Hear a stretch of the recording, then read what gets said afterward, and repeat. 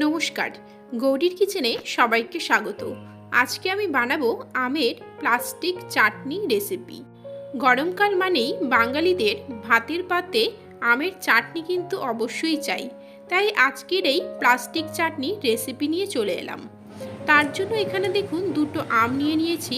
এখানে 250 গ্রাম আম রয়েছে। এগুলোকে খোসা ছাড়িয়ে টুকরো করে কেটে নিলাম। এবারে প্রেসার কুকারের মধ্যে আমগুলো দিয়ে দিচ্ছি। দিয়ে দেব প্রায় 1 গ্লাসের মতো জল, দিয়ে দিচ্ছি হাফ টিস্পুন নুন। এবারে প্রেসার কুকারের ঢাকনা বন্ধ করে 3টে সিটি দিয়ে নেব।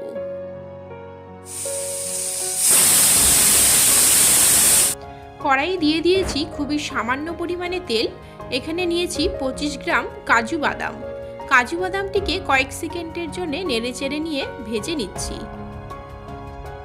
কাজু বাদাম ভাজতে কিন্তু খুব বেশি সময় লাগে না। কয়েক সেকেন্ডের জন্য নেড়েচেড়ে নিয়ে যখনই দেখবেন এইরকম হালকা হালকা কালার আসতে শুরু করে দেবে, তখনই বুঝতে হবে ভাজা হয়ে গিয়েছে। তুলে নিয়ে একই তেলের মধ্যে দিয়ে দিলাম হাফ টিস্পুন 5 ফোড়ন সম্বার।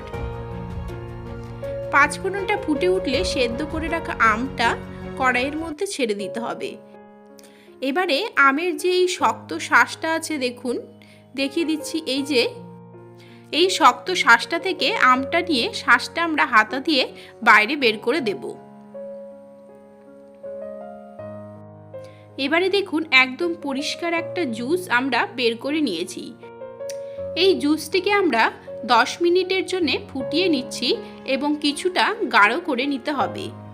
এবারে দিয়ে দিচ্ছি প্রায় 1 চিমটের মতো হলুদ গুঁড়ো, যাতে কালারটা ভালো আসে। এই হলুদ গুঁড়োটাকে নেড়েচেড়ে নিয়ে আরও 3 থেকে 4 মিনিটের জন্য জুসটাকে আমরা ফুটিয়ে নেব। এই রকমভাবে ফুটিয়ে নিলে এই আমের প্লাস্টিক চাটনি আমরা কিন্তু ফ্রিজে প্রায় 7 থেকে 10 দিনের জন্য রেখে খেতে পারি। এবারে দেখুন জুসটা অনেকটা গাঢ় হয়ে এসেছে। এখন এর মধ্যে দিয়ে দেব 100 গ্রাম চিনি। চিনি দেওয়ার আগে অবশ্যই কিন্তু গ্যাসের ফ্লেমটা একদম লো করে নেবেন এবং যখনই চিনিটা কড়াইয়ে দেবেন তখনই এইভাবে হাতা দিয়ে কন্টিনিউয়াসলি যতক্ষণ পর্যন্ত না চিনিটা একদম গলে যাবে ঠিক ততক্ষণ অবধি এইভাবে কিন্তু নেড়ে যেতে হবে। চিনিটা দেখুন সম্পূর্ণ গলে গিয়েছে। এবারে এর মধ্যে ভেজে রাখা কাজু বাদামটা দিয়ে দিলাম। কাজু বাদামটা দেবার পরে 1 মিনিটের জন্য নেড়েচেড়ে নিয়ে ফুটিয়ে নেব, যাতে কাজু বাদামের ফ্লেভারটা আমের চাটনির ভিতরে খুব ভালোভাবে মিশে যায়। তবে খুব বেশি কিন্তু ফুটিয়ে ফেলবেন না, তাহলে কিন্তু এই চাটনিটি গাঢ় হয়ে যাবে। আর ঠান্ডা হয়ে গেলে আপনারা তো জানেনই চাটনি কিন্তু আরও বেশি গাঢ় হয়ে আসে। তাই আমাদের বেশি না ফুটিয়ে নামিয়ে নিতে হবে। তাহলে বন্ধুরা, আজকের এই আমের প্লাস্টিক চাটনি রেসিপিটি আপনাদের কেমন লেগেছে আমাকে অবশ্যই কমেন্ট করে জানাবেন।